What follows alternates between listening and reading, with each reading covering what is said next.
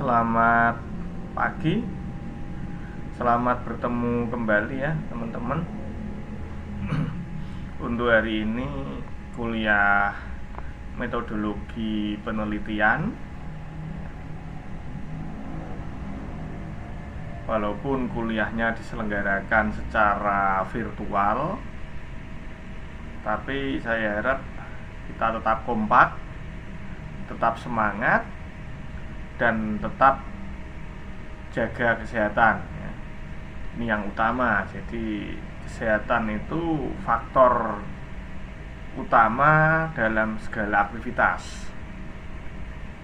Untuk kuliah metodologi penelitian hari ini,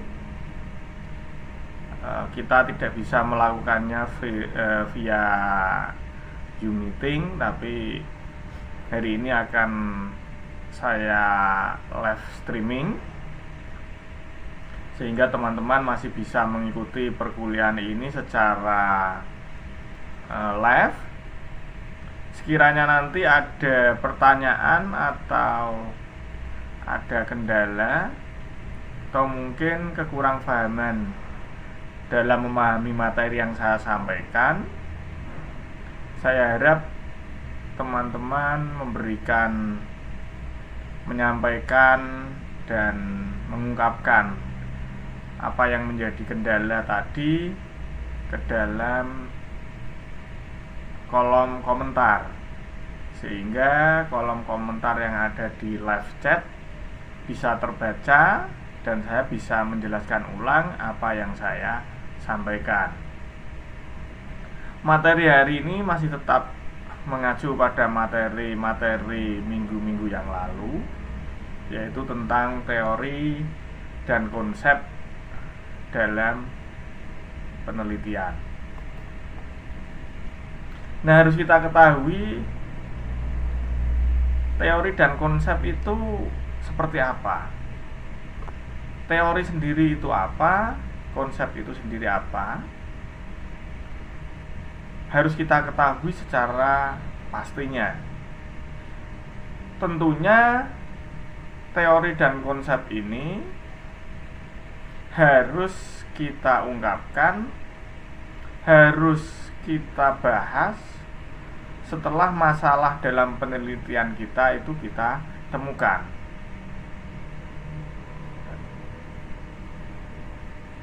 Sehingga ketika masalah penelitian kita atau problem statement dalam penelitian kita itu nanti bisa kita jelaskan secara ilmiah. Tentunya dilihat atau ditinjau dari teori-teori yang relevan. Relevan dengan siapa? Relevan dengan topik atau fokus penelitian kita. Kalau penelitian kita fokusnya ke akuntansi, ya berarti pembahasan teori-teori nanti yang berkaitan dengan akuntansi. Jangan teorinya yang kita bahas atau kita sajikan itu malah justru teori bahasa. Nah, itu berbeda. Kalau masalah kita tentang perbandingan sebuah penilaian, maka teori-teori tersebut ya harus berkaitan dengan perbandingan penilaian tersebut, sehingga masalah yang kita angkat akan dilandasi dengan teori-teori yang ada. Nah, untuk menggambarkan hubungan penelitian dengan teori bisa dilihat pada gambar berikut. Karena teori itu bersifat statis, sedangkan penelitian itu bersifat dinamis, maka otomatis tanpa kita sadari secara terus-menerus kita akan memodifikasi teori-teori lama, dan tanpa sengaja kita telah mengembangkan sebuah teori-teori baru tanpa kita sadari. Karena apa? Karena kita melakukan sebuah penelitian. Nah, pada intinya ya, kita bisa menggunakan teori untuk mengatur dan menyusun pemikiran kita, serta untuk memperdalam dan memperluas pemahaman. Itu pada intinya. Nah, hubungan teori itu bisa dilihat dari gambar yang ada di tengah itu, ya. Itu gambar bulat, ya.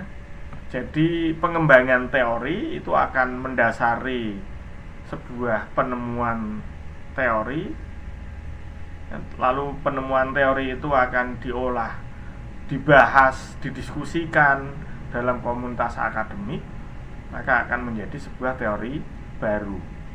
Nah, teori baru ini kan saat ini untuk kita. Nah, mungkin untuk generasi setelah kita nanti, atau orang setelah kita melakukan penelitian nanti, teori baru yang kita sajikan akan menjadi teori lama, sehingga perlu dikembangkan lagi. Nah, teori baru ini merupakan hasil dari penelitian yang dilakukan, sehingga akan menghasilkan sebuah konsep dan teori baru. Jadi pengembangan teori itu mendasari sebuah penemuan teori. Penemuan teori itu akan menghasilkan sebuah teori baru. Nanti teori baru akan dikembangkan lagi oleh peneliti-peneliti berikutnya, ya, dalam sebuah penelitian dari pengembangan teori yang telah kita temukan. Ini hubungan antara penelitian dengan teori. Konsep ini harus kita pegang dulu.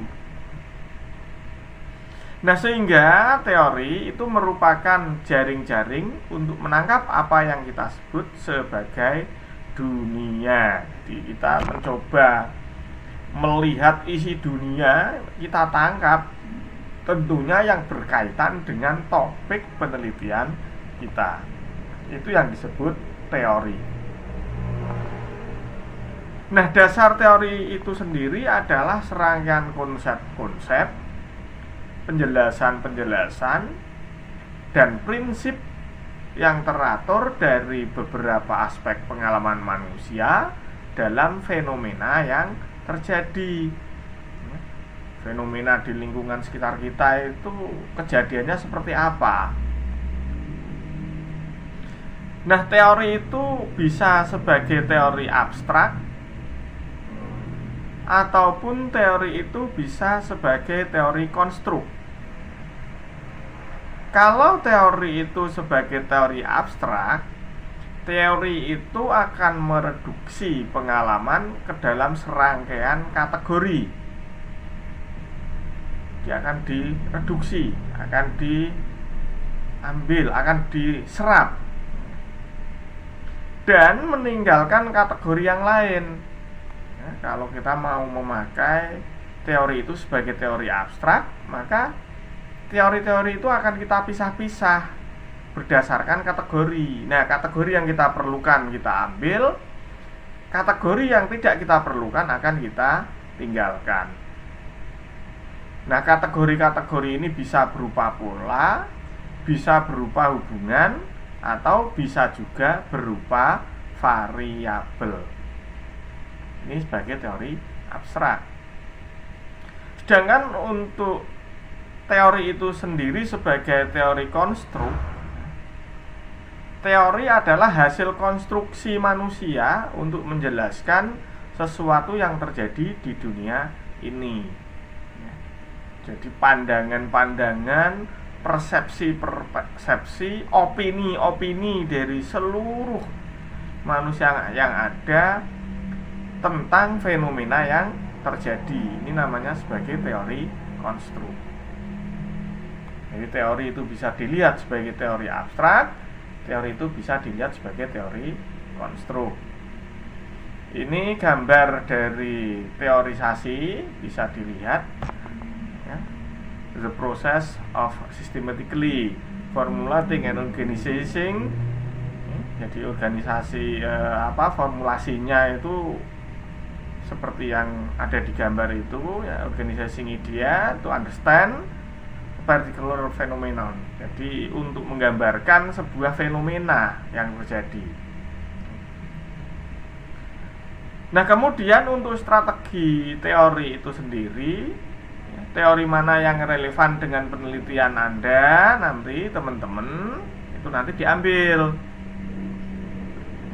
Tentunya dari awal dulu pertemuan kita, saya telah mengatakan bahwa problem statement itu merupakan ruh dari penelitian kita, sehingga nanti penelitian kita lebih fokus, bisa lebih jelas. Itu kalau perumusan masalah itu tajam. Dengan adanya problem statement itu, maka akan memunculkan sebuah riset question. Nah, teori-teori yang kita ambil nanti tentunya teori yang dapat menjawab pertanyaan penelitian. Pak, pertanyaan penelitiannya apa? Kemarin sudah saya terangkan itu pas saat via YouTube itu ya, dimana ada kinerja pegawai ya, itu dipengaruhi oleh keterampilan dan lain-lain. Itu nanti silahkan dilihat-lihat lagi. Sehingga teori-teori itu yang kita ambil hanya teori-teori yang bisa menjawab pertanyaan penelitian kita. Jangan lantas kita ambil semua, ya kan. Nah, ini Anda membuat laporan tugas akhir, lalu nanti pada bab 2 itu kan untuk menulis teori-teori yang berkaitan. Wah, nanti dimasukkan semua itu ya, dari teori dasar komputer, teori dasar ekonomi, teori dasar apalah, itu sebetulnya nggak perlu.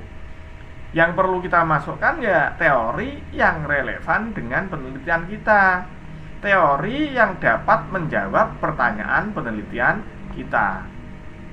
Nah, ini salah satu strategi menentukan teori yang tepat. Lah, bagaimana caranya? Caranya dengan memahami aspek-aspek teori dan menentukan posisi penelitian dalam peta teori. Nah, disinilah pentingnya riset gap. Jadi dengan riset gap yang ada, nanti kita bisa memetakan posisi dari teori kita itu di mana letaknya, sehingga nanti saya menggunakan teori apa saja, ya.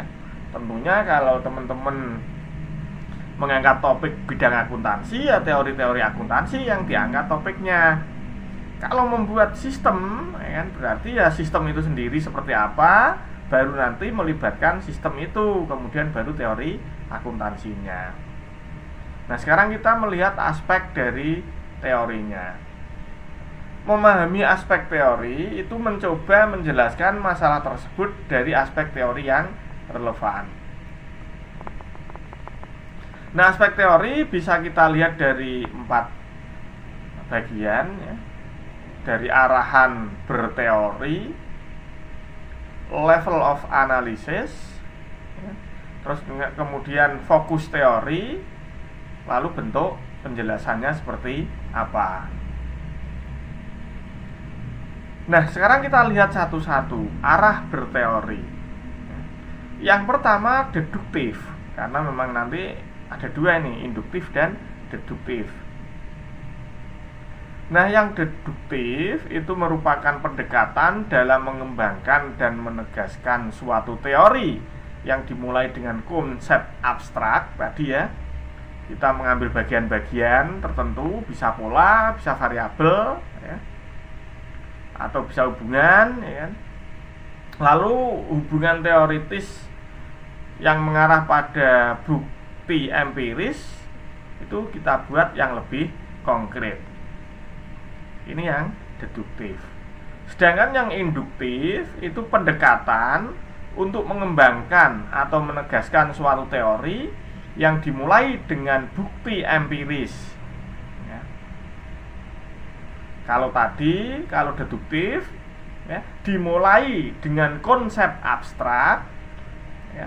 Kalau induktif dimulai dari bukti empiris, kemudian berkembang menjadi sebuah konsep abstrak. Ini kebalikan. Kalau deduktif diawali dari konsep abstrak, baru mengarah pada bukti empiris. Kalau induktif, diawali dari bukti empiris, mengarah ke yang lebih abstrak. Untuk level analisisnya, itu ada makro, ada meso, ada mikro. Kalau makro itu ya lebih besar, jelas dia makro ya, yang berfokus pada kehidupan. Kalau meso itu ya skala menengah, ini sudah agak lebih mengarah pada proses dan struktur serta hubungan. Kalau mikro itu lebih kecil lagi, dia lebih fokus lagi ya kan, pada yang lebih kecil ya, yaitu pada tingkat terjadinya sesuatu itu dalam jarak dan waktu. Lalu kalau fokus teoritis ya kan, nanti ada teori substantif, ada teori formal. Teori substantif itu jenis teori yang terutama dibuat untuk suatu topik tertentu. Jadi substansinya itu apa gitu ya. Teori formal itu jenis teori umum yang diterapkan dalam berbagai topik spesifik ya. Jadi contoh dari teori substantif itu misalkan teman-teman mau memecahkan masalah keuangan pada laporan akuntansi perpajakan. Nah, ini sudah mengarah ke teori substantif. Jadi yang diangkat itu adalah masalah akuntansi perpajakan. Nah, formalnya adalah akuntansi itu sendiri dan perpajakan itu sendiri. Nah, dari dua teori formal itu nanti yang lebih spesifik itu lantas kita kombinasikan menghasilkan sebuah teori substantif baru, yaitu akuntansi perpajakan. Nah, ini bentuk penjelasan bisa kausal, bisa asosiasi, bisa terstruktur, dan bisa interpretatif ya. Kalau kausal itu jenis penjelasan teoritisnya itu mengenai terjadinya peristiwa, cara kerjanya, hubungannya ya, itu dijelaskan, itu kausal namanya. Kalau asosiasi itu ya ada dua peristiwa yang memiliki asosiasi dengan faktor-faktor yang mempengaruhinya.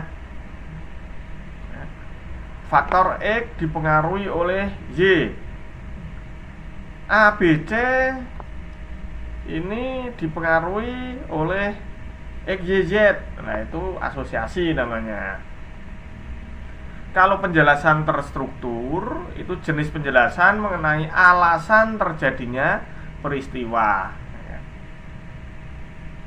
Kalau kausal tadi mengenai terjadinya peristiwa, kalau terstruktur itu alasan terjadinya peristiwa. Kalau interpretatif itu penjelasan teoritis mengenai alasan terjadinya peristiwa dan cara. Saya hari-hari ini sering bersin itu, maaf. Alasan terjadinya peristiwa dan cara kerja berbagai hal yang dinyatakan dalam makna dan bentuk secara sosial. Nah, ini dipandang secara subjektif berdasarkan subjek karo interpretatif. Untuk memahami peta teori ya, nanti kita mencoba menjelaskan masalah tersebut dari posisi dalam peta teori tentunya yang relevan dengan penelitian yang akan kita angkat. Tentunya akan ada beberapa pertanyaan tentang bagaimana cara memetakan teori, mapping teori. Harus kita ketahui dulu bahwa pemetaan teori itu adalah memahami teori itu seperti apa dan posisi teori tersebut dalam ilmu pengetahuan dan teknologi. Jadi kita harus paham betul ini dulu. Memahami teori itu seperti apa, kaitannya dengan ilmu pengetahuan dan teknologi. Nah, ada 3 hal yang harus diperhatikan dalam memetakan teori. Yang pertama, teori itu masuk ke dalam konteks apa? Konteksnya apa dulu? Terus kemudian teori tersebut masuk ke dalam paradigma yang mana? Terus kemudian kebiasaan dari penelitian-penelitian yang telah ada, tradisi teori itu ya, tradisi teoritis dari suatu teori tersebut, di mana ya kan, posisi dari penelitian-penelitian yang telah ada itu kalau mengungkapkan teori tentang hal atau tentang sesuatu itu diletakkan di posisi mana. Nah, ini harus kita ketahui ya. Contohnya ya, konteksnya tadi tentang laporan perpajakan, ini konteksnya ya kan. Paradigmanya apa? Cara atau mungkin paradigmanya adalah agar mempermudah suatu laporan perpajakan dalam akuntansi. Nah, tentunya kita harus bisa meletakkan di mana teori-teori perpajakan dan teori-teori akuntansi itu posisinya dalam sebuah penelitian yang besar. Setelah kita bisa meletakkan posisi di mana letak dari topik kita, maka kita sudah bisa memetakan teori yang kita angkat. Nah, inilah yang disebut riset gap. Untuk langkah-langkah pemetaan teori itu kita bisa melaksanakan dari gambar di layar teman-teman itu dari kiri sampai dengan kanan. Diawali dalam teori tersebut ada konsep apa saja ya. Nanti teman-teman baca satu paper atau artikel ilmiah, dibaca, dipahami ya kan. Nah, di dalam paper atau artikel ilmiah tersebut itu ada konsep apa saja, dicatat ya. Lalu setelah itu kita harus tahu bagaimana konsep-konsep dalam teori tersebut terhubung ya. Hubungannya itu seperti apa? Nggak mungkin satu konsep, mesti ada beberapa konsep dalam sebuah teori. Terus kemudian korelasinya seperti apa? Ya. Nah, ini harus diulang-ulang, harus dipelajari secara seksama ya kan? Sehingga dapat menjelaskan fenomena yang tidak dijelaskan di dalam paper tersebut. Harus bisa menjelaskan teman-teman itu fenomenanya apa. Itu satu paper.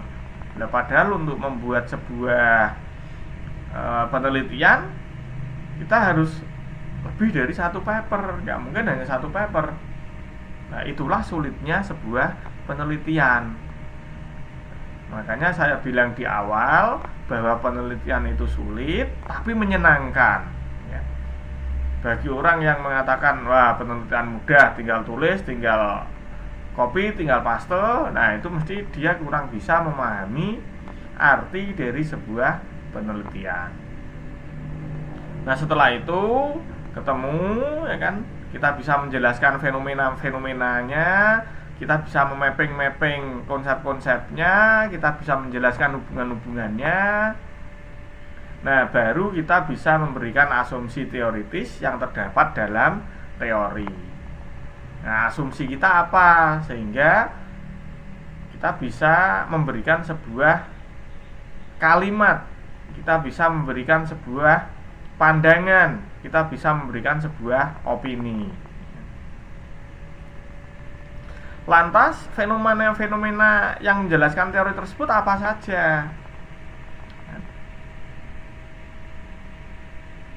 Sejauh mana fenomena yang hendak dijelaskan? Kita mau modelnya makro, kita mau mengambil level yang meso, atau kita mau mengambil level yang mikro.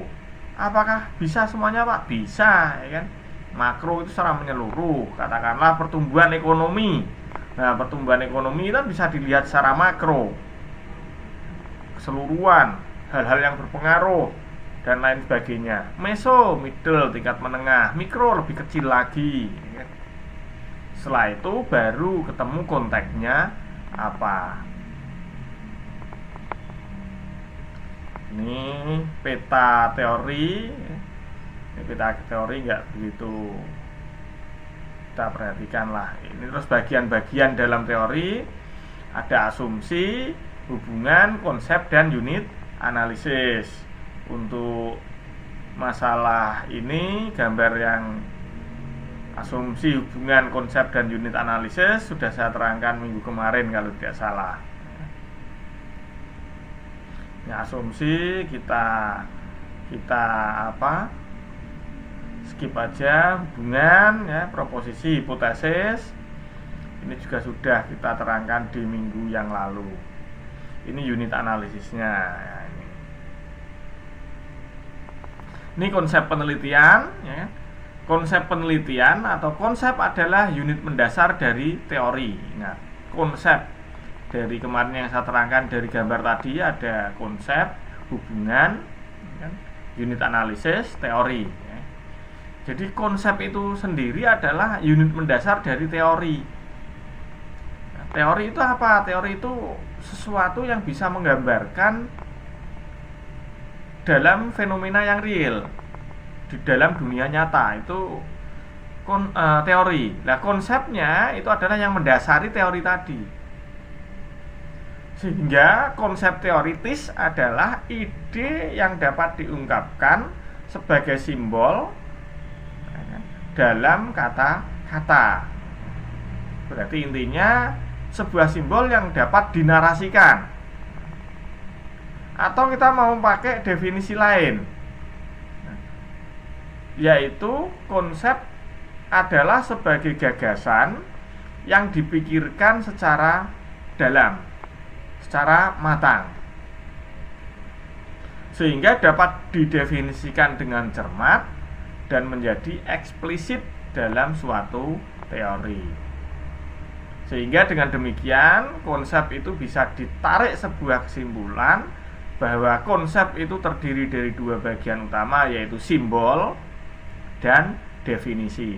Simbol itu kata, karakter yang dituliskan. Definisi itu makna dari kata tersebut. Katakanlah konsep itu simbol, ya. Konsep itu simbol karena apa? Kata konsep. Tapi konsep itu mempunyai makna, mempunyai arti. Nah, makna dan arti inilah yang disebut dengan definisi. Ini eksplikasi konsep, ya. Eksplikasi konsep itu secara sederhana dapat diartikan sebagai suatu cara berpikir. Jadi cara berpikir kita itu berusaha menghubungkan konsep yang bersifat abstrak, ya, dengan gejala-gejala fenomena yang terjadi itu secara empiris, tetapi kita bisa menjelaskan secara konkret, sehingga konsep tersebut itu bisa diamati, bisa diukur dengan menggunakan metode-metode tertentu. Nah, keakuratan pengukuran dari metode-metode berdasarkan observasi tadi, inilah yang disebut validitas. Jadi valid. Terus kemudian kalau kita sudah tahu bahwa media itu adalah valid, maka kita bisa mengukur dari alat yang kita gunakan sehingga kita bisa memastikan bahwa alat kita handal. Nah, alat yang kita ukur dengan metode tertentu yang mengatakan bahwa alat kita, media ukur kita benar dan valid tadi, setelah kita nilai menjadi akurat. ya, maka inilah yang disebut reliable. Jadi kita akan sering mendengar valid dan reliable. Nah, ternyata valid dan reliable itu adalah untuk mengukur suatu data ya, dengan cara pengamatan, dengan cara metode-metode tertentu sehingga menghasilkan nilai. Nah, nilai tadi tentunya bernilai valid dan handal yang disebut dengan reliable. Lalu untuk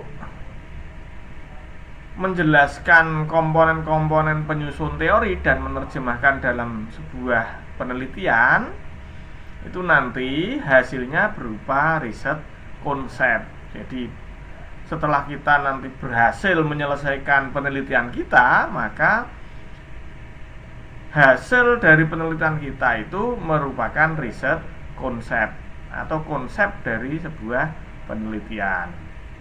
Itu ada contohnya, misalnya ya, pengaruh warna wallpaper terhadap mood.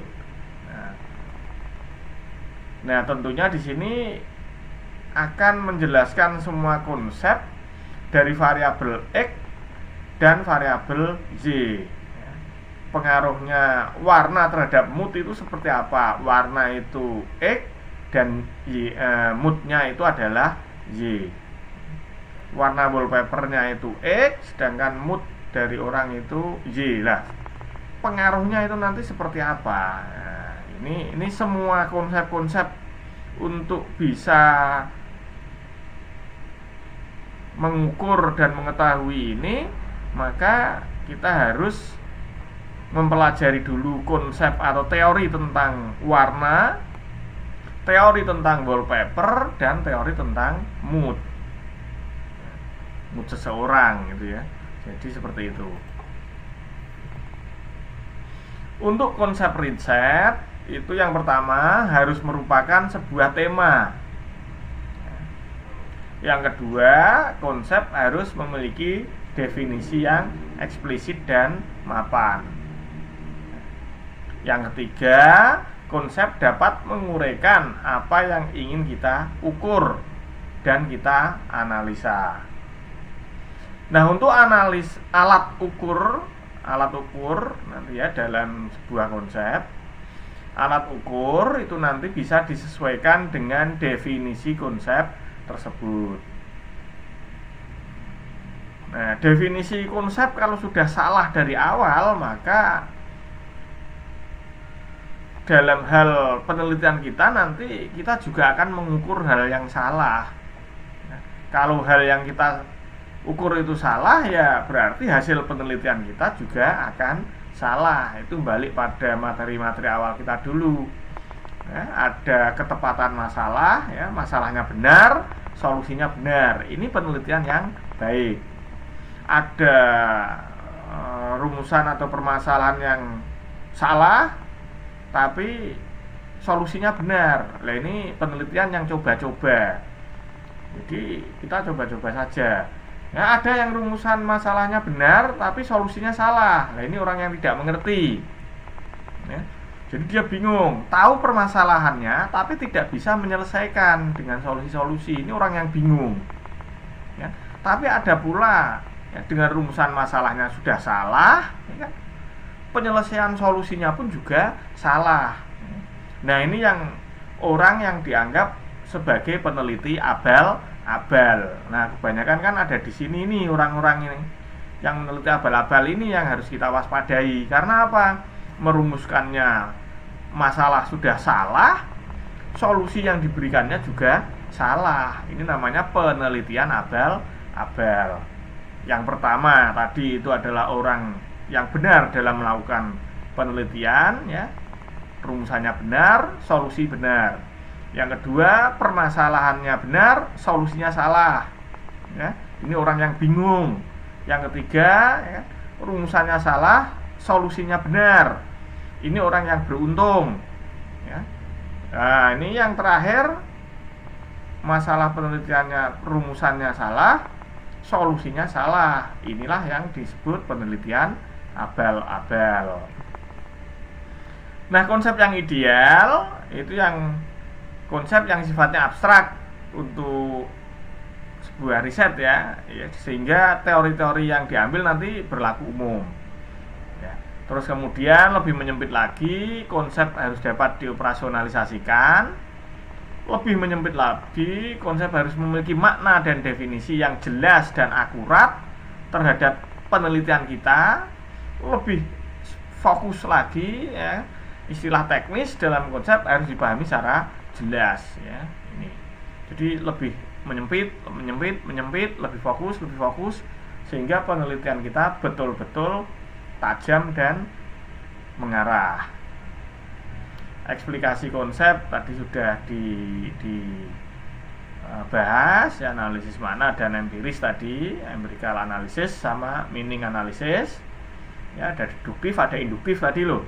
Nah, ada kalau deduktif itu nanti dari konsep baru menuju ke empiris ya.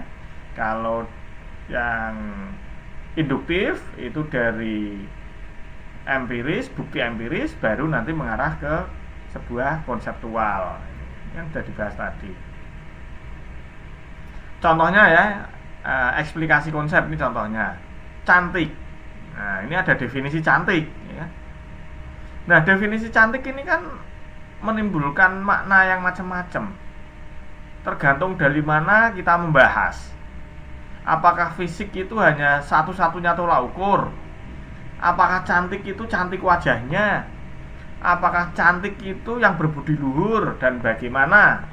Serta bagaimana kulitnya? Nah, ini tentunya gagasan-gagasan dan pandangan kita tentang cantik ini akan berbeda. Nah, untuk membuktikan cantik itu yang berwawasan melihat wajah, tentunya ada kriteria-kriteria. Yang mengilhami cantik itu adalah berbudi luhur, juga tentunya mempunyai teori-teori tersendiri. Inilah yang disebut eksplikasi konsep.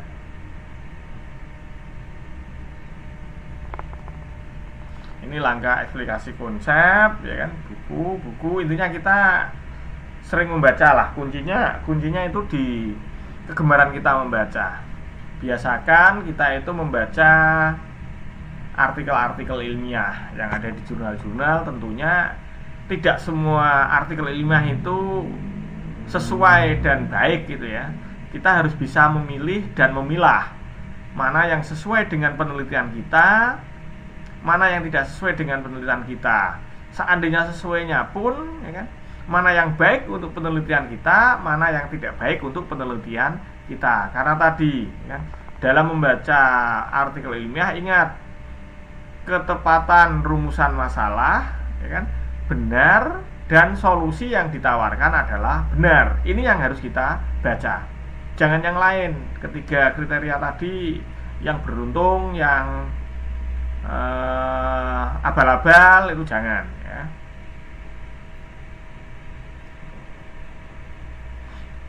Nah, ini contoh yang menonton televisi ya, dari konten, dari frekuensi, dari aktivitas. Jadi ada sebuah indikator ya, penonton televisi itu bisa dinilai atau bisa dari kontennya ya. Televisi itu ada acara yang menarik untuk penonton, sehingga menonton televisi itu menjadi sebuah daya tarik tersendiri. Kemudian ada yang meneliti dari kontennya ya. Oh, ternyata televisi itu menarik karena kontennya bagus. Nah, konten yang bagaimana? Apakah yang lokal, nasional, atau internasional? Ya, ini baru dari konten. Oh, ternyata yang frekuensinya mudah dicari ya. Ada lagi yang sulit dicari, sehingga apa? Nanti kaitannya dengan high fever dan low fever. Atau mungkin dari aktivitas sosialnya ya kan? Nonton TV itu bisa sambil makan ya, nonton TV bisa sambil ngobrol ya, dan lain sebagainya. Ini bisa pelajari ini ya. Ini yang tipe-tipe konsep ya. Ini tipe-tipe konsep, ada yang singular, ada yang kelas, ada yang variabel, ada yang relasional, ada yang meta. Kita lihat yang singular. Singular konsep itu adalah konsep yang menunjukkan objek tertentu secara khusus.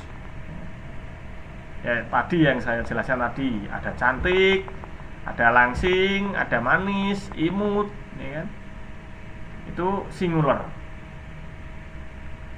Jadi bisa menunjukkan objek secara khusus. Kalau kelas itu mengelompokkan beberapa singular ke dalam satu kesatuan.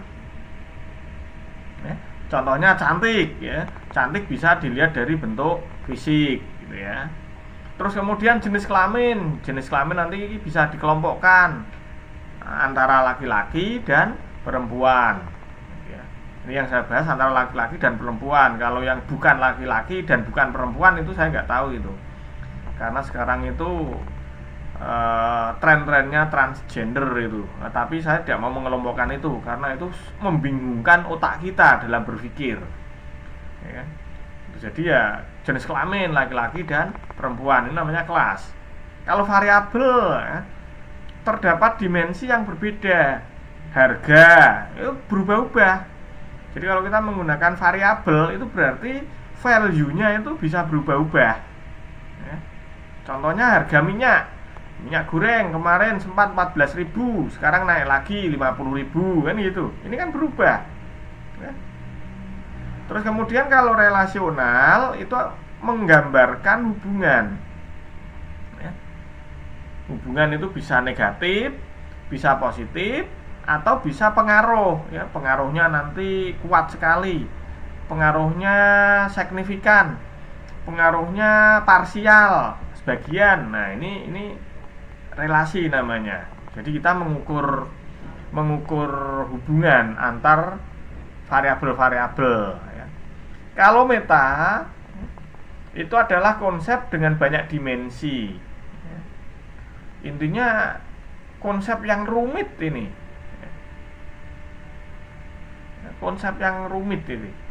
Contohnya demokrasi gitu ya. Itu demokrasi, kita ngomong demokrasi lah. Demokrasi itu yang bagaimana ya. Ini namanya meta konsep ya, sulit untuk jabarkan karena dimensinya sangat banyak. Beda teori dan konsep ya. Kalau teori itu kumpulan dari konsep-konsep ya. Kalau konsep itu ya konsep itu sendiri. Jadi teori itu ya sudah gabungan dari beberapa konsep ya, yang saling terhubung membentuk satu kesatuan, itu namanya teori. Tapi kalau konsep ya konsep itu sendiri satu-satu gitu ya. Ini menyusun rancangan bab 2 penelitian, saya kira di skip aja. Tinjauan pustaka ini nanti, tinjauan pustaka ya, tahap aplikasi ini nanti. Nah ini kerangka berpikir ini ya kan, kerangka berpikir dalam penelitian. Ini kerangka teoritis ya, adalah sistem teoritis yang sangat umum dengan berbagai asumsi atau berbagai konsep dan teori sosial spesifik ya. Teori spesifiknya apa? Nah untuk menyusun kerangka ini ya, untuk menyusun kerangka nanti jadi kita untuk mencapai keberhasilan dalam penelitian kita kan harus melalui beberapa tahapan. Nah, tahapan-tahapan inilah yang disebut kerangka berpikir dalam penelitian. Nah, dalam menyusun kerangka penelitian, kerangka berpikirnya yang pertama adalah menentukan variabel penelitian. Nanti variabel itu ada yang variabel bebas, ada yang variabel terikat. Terus kemudian yang kedua itu tentukan dimensi dan subdimensi dalam setiap variabel penelitian. Jadi setiap variabel yang kita gunakan nanti, baik yang bebas maupun yang terikat, itu kita harus tahu secara betul ya, pengaruh atau fungsi dalam penelitian kita ya. Terus lalu kemudian buat dalam kerangka dan alur berpikir penelitian secara logis ya. Jadi nanti dibuat setelah ketemu variabelnya, kita tahu dimensi variabelnya, lalu baru kita buat kerangka alurnya, hubungan-hubungannya. Kemudian setelah itu kita buat, kita akan membuat kerangka akhirnya, frameworknya berupa relevansi dengan topik yang kita angkat. Nah, relevansi dengan topik kita itu bagaimana, seperti apa. Nah, inilah yang disebut kerangka berpikir dalam penelitian. Biasanya kalau kita melihat laporan-laporan yang sudah ada di lingkungan kita kan hanya kotak, tulisan apa, pinggir apa, itu ya itu sudah seperti kayak paten seperti itu ya. Padahal bukan seperti itu cara menyusunnya ya. Cara menyusunnya ya harus kita tahu dulu variabelnya ya. Tentunya kalau kita tahu variabel, kita harus lebih tahu dulu rumusan masalahnya kita ya. Permasalahan penelitian kita apa. Setelah itu kita tahu variabelnya, kita tahu setiap dimensi dari variabel itu, baru kita susun alurnya. Nah, setelah ketemu alur-alur dari variabel-variabel tersebut, kita susun menjadi satu rangkaian kerangka kerja yang mempunyai hubungan dengan topik penelitian kita. Nah, inilah yang disebut kerangka berpikir dalam penelitian. Ini contohnya ini. Ini kita skip aja ya. Nah, ini nggak usah, tugas minggu depan nggak usah ya, nanti malah repot ya. Nanti ini tugas, ini nggak usah tugas ini. Nah, mungkin untuk materi hari ini dalam mata kuliah virtual metodologi penelitian saya akhiri. Kalau sekiranya teman-teman ada pertanyaan, bisa disampaikan melalui kolom komentar yang ada di live chat. Untuk hari ini perkuliahan saya akhiri sekian. Sekali lagi saya ucapkan terima kasih. Mohon maaf. Selamat pagi.